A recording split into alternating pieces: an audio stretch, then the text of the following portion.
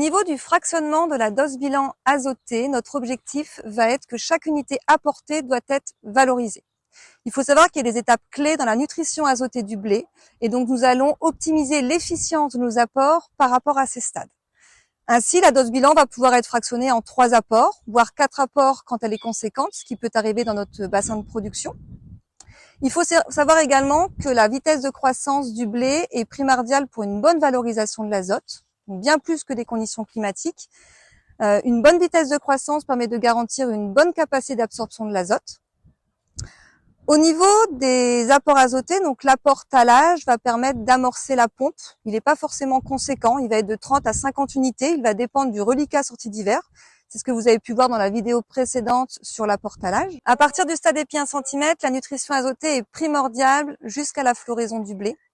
C'est pour ça que nous allons avoir un apport beaucoup plus conséquent à ce stade, en général de 80 à 100 unités.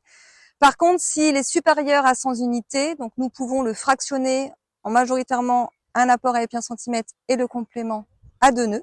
Donc il faut savoir que ce n'est pas la peine d'apporter une grosse dose d'azote qui ne va pas être pompée par le blé, car celle-ci va être réorganisée dans le sol et ne sera plus disponible au niveau du cycle. Et ensuite, donc il est très important d'accompagner le blé jusqu'au bout, donc pour assurer les composantes de fin de cycle. Et donc du coup, l'apport fin montaison est primordial pour concilier rendement et protéines.